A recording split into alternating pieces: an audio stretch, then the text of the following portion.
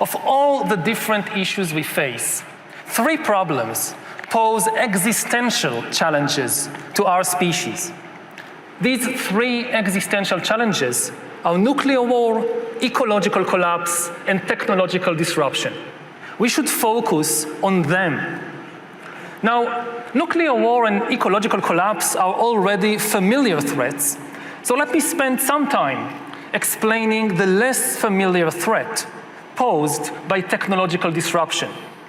In Davos, we hear so much about the enormous promises of technology, and these promises are certainly real, but technology might also disrupt human society and the very meaning of human life in numerous ways, ranging from the creation of a global useless class to the rise of data colonialism and of digital dictatorships.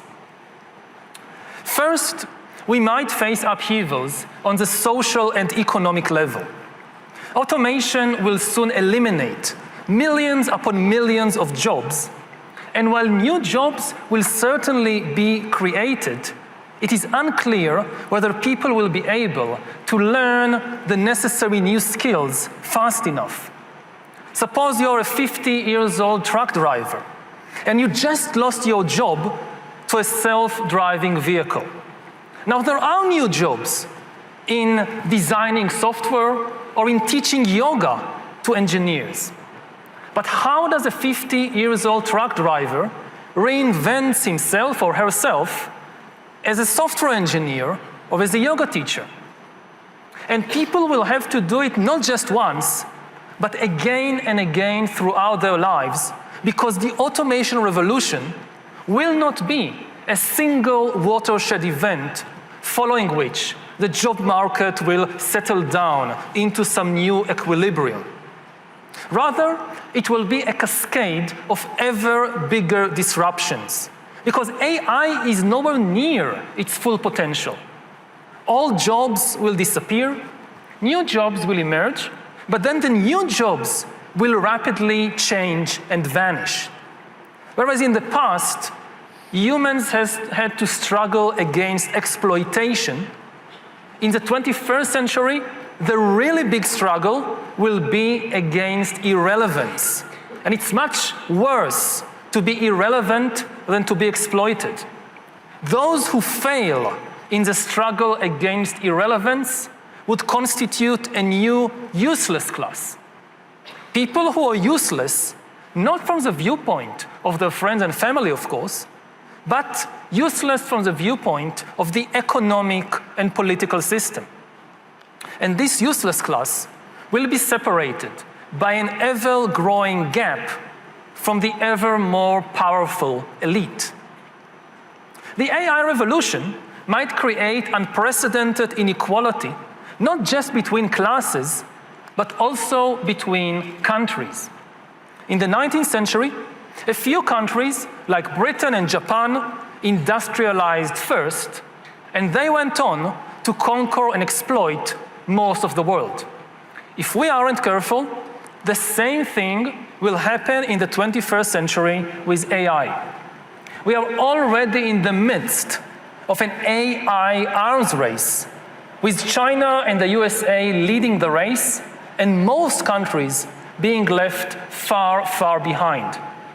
Unless we take action to distribute the benefits and power of AI between all humans, AI will likely create immense wealth in a few high-tech hubs, while other countries will either go bankrupt or will become exploited data colonies. Now, we aren't talking about a science fiction scenario of robots rebelling against humans. We are talking about far more primitive AI, which is nevertheless enough to disrupt the global balance. Just think, what will happen to developing economies once it is cheaper to produce textiles or cars in California than in Mexico? And what will happen to politics in your country in 20 years when somebody in San Francisco or in Beijing knows the entire medical and personal history of every politician, every judge, and every journalist in your country, including all their sexual escapades, all their mental weaknesses, and all their corrupt dealings, will it still be an independent country? Or will it become a data colony? When you have enough data, you don't need to send soldiers in order to control a country. Alongside inequality, the other major danger we face is the rise of digital dictatorships that will monitor everyone all the time. This danger can be stated in the form of a simple equation, which I think might be the defining equation of life in the 21st century. B times C times D equals R, which means biological knowledge multiplied by computing power multiplied by data equals the ability to hack humans, R. If you know enough biology and you have enough computing power and data, you can hack my body and my brain and my life, and you can understand me better than I understand myself. You can know my personality type, my political views, my sexual preferences, my mental weaknesses, my deepest fears and hopes. You know more about me than I know about myself. And you can do that not just to me, but to everyone. A system that understands us better than we understand ourselves can predict our feelings and decisions, can manipulate our feelings and decisions, and can ultimately make decisions for us. Now, in the past, many tyrants and governments wanted to do it, but nobody understood biology well enough, and nobody had enough computing power and data to hack millions of people. Neither the Gestapo nor the KGB could do it. But soon, at least some corporations and governments will be able to systematically hack all the people. We humans should get used to the idea that we are no longer mysterious souls. We are now hackable animals. That's what we are. The power to hack human beings can, of course, be used for good purposes, like providing much better healthcare. But if this power falls into the hands of a 21st century Stalin, the result will be the worst totalitarian regime in human history, and we already have a number of applicants for the job of 21st century Stalin. Just imagine North Korea in 20 years, when everybody has to wear a biometric bracelet which constantly monitors your blood pressure, your heart rate, your brain activity, 24 hours a day. You listen to a speech on the radio by the great leader, and they know what you actually feel. You can clap your hands and smile, but if you're angry, they know you'll be in the gulag tomorrow morning. And if we allow the emergence of such total surveillance regimes, don't think that the rich and powerful in places like Davos will be safe. Just ask Jeff Bezos. In Stalin's USSR, the state monitored members of the communist elite more than anyone else. The same will be true of future total surveillance regimes. The higher you are in the hierarchy, the more closely you will be watched. Do you want your CEO or your president to know what you really think about them? So it's in the interest of all humans, including the elites, to prevent the rise of such digital dictatorships. And in the meantime, if you get a suspicious WhatsApp message from some prince, don't open it. Now, even if we indeed prevent the establishment of digital dictatorships, the ability to hack humans might still undermine the very meaning of human freedom. Because as humans will rely on AI to make more and more decisions for us, authority will shift from humans to algorithms. And this is already happening. Already today, billions of people trust the Facebook algorithm to tell us what is new. The Google algorithm tells us what is true. Netflix tells us what to watch, and the Amazon and Alibaba algorithms tell us what to buy.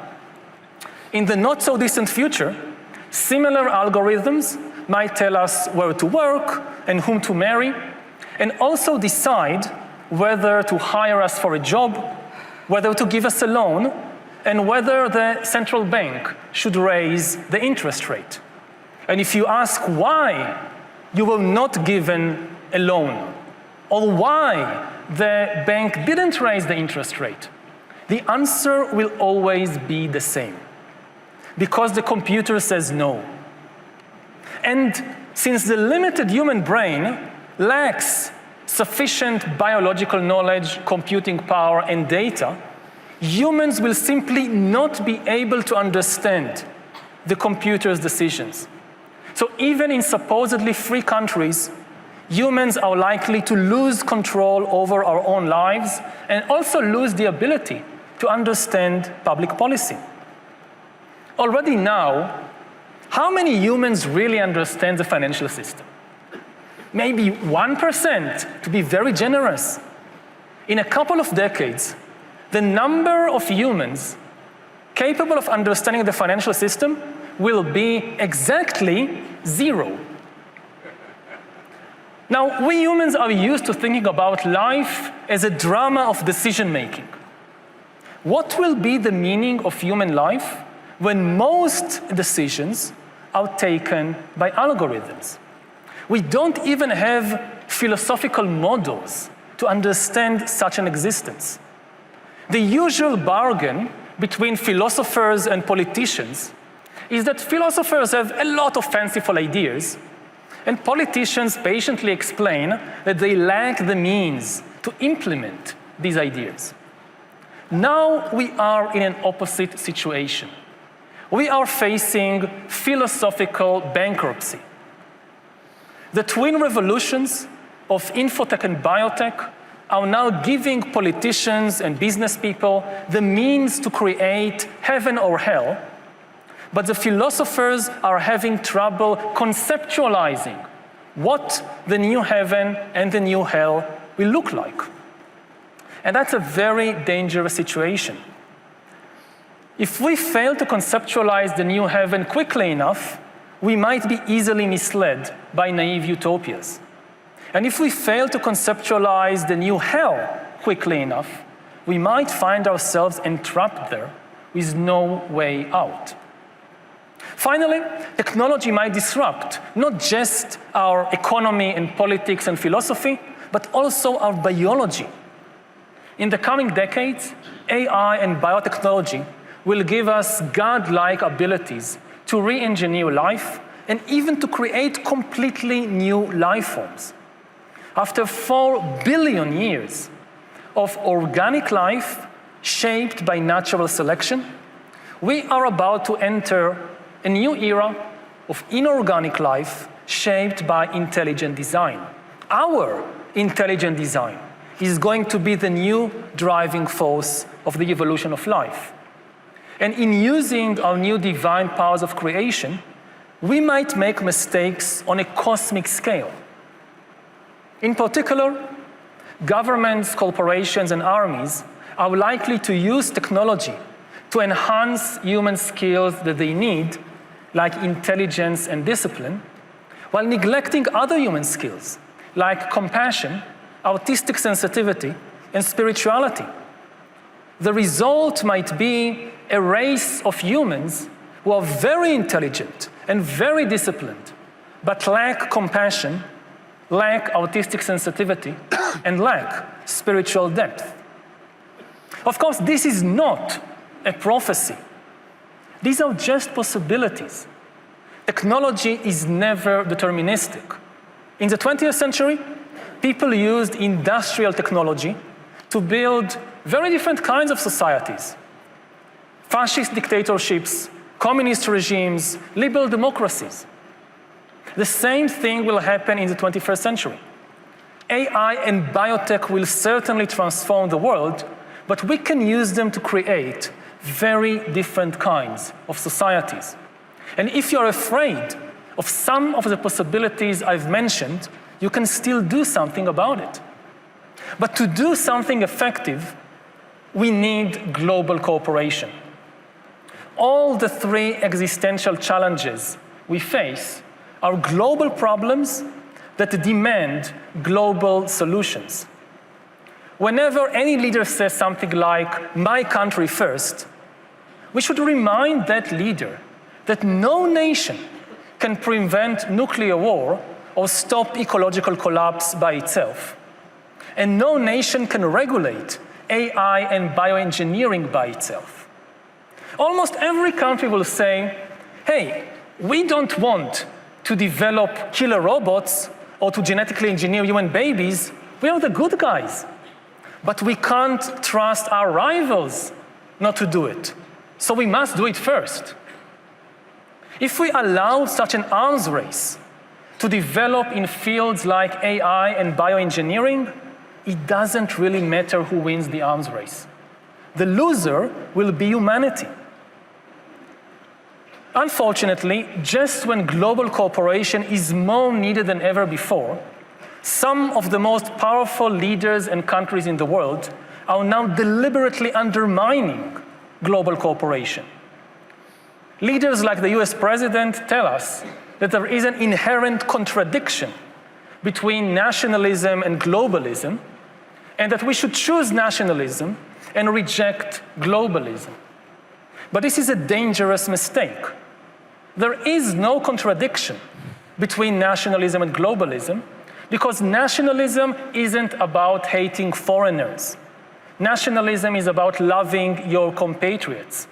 And in the 21st century, in order to protect the safety and the future of your compatriots, you must cooperate with foreigners.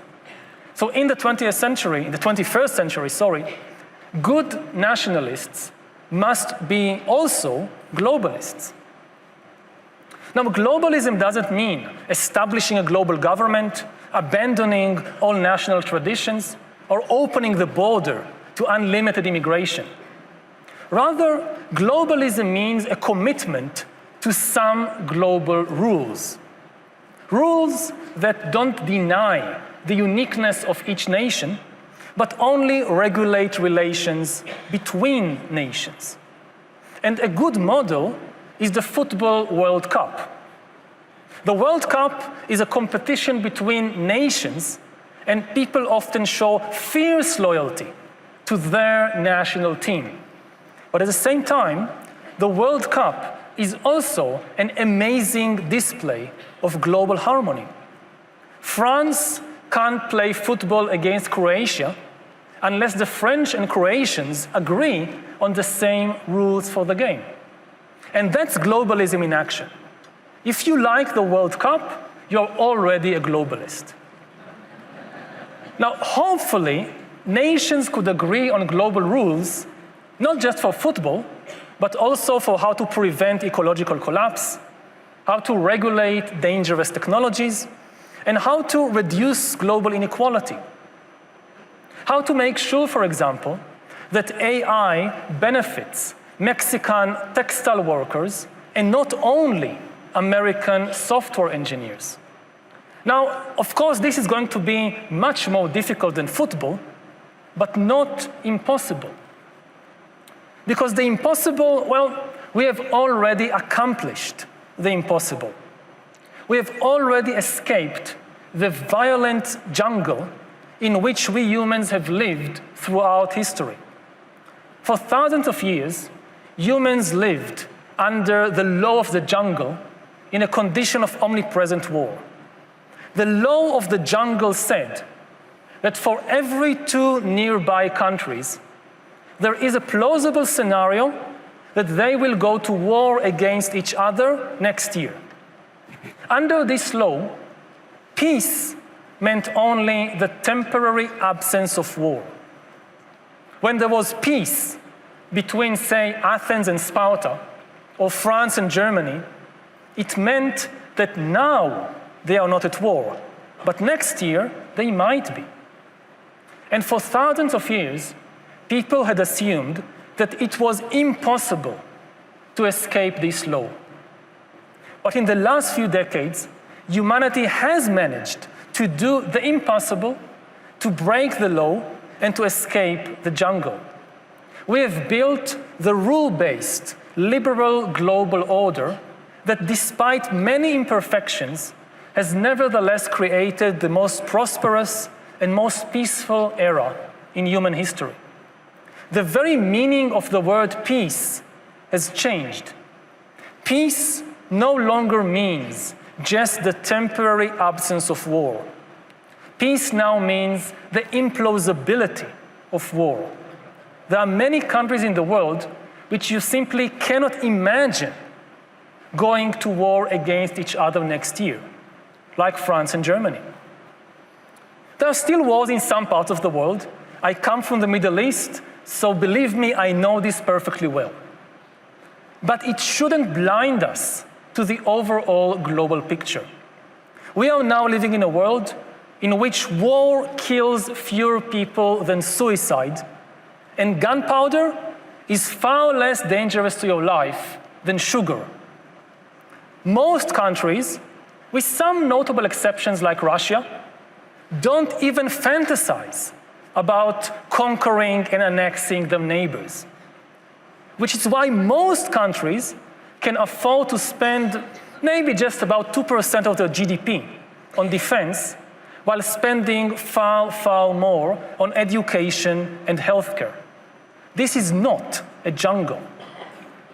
Unfortunately, we've gotten so used to this wonderful situation that we take it for granted, and we are therefore becoming extremely careless. Instead of doing everything we can to strengthen the fragile global order, countries neglect it and even deliberately undermine it. The global order is now like a house that everybody inhabits and nobody repairs. It can hold on for a few more years, but if we continue like this, it will collapse, and we will find ourselves back in the jungle of omnipresent war. We've forgotten what it's like, but believe me, as a historian, you don't want to go back there. It's far, far worse than you imagine. Yes, our species has evolved in that jungle and lived and even prospered there for thousands of years. But if we return there now, with the powerful new technologies of the 21st century, our species will probably annihilate itself. Of course, even if we disappear, it will not be the end of the world. Something will survive us. Perhaps the rats will eventually take over and rebuild civilization. Perhaps then the rats will learn from our mistakes. But I very much hope that we can rely on the leaders assembled here and not on the rats. Thank you.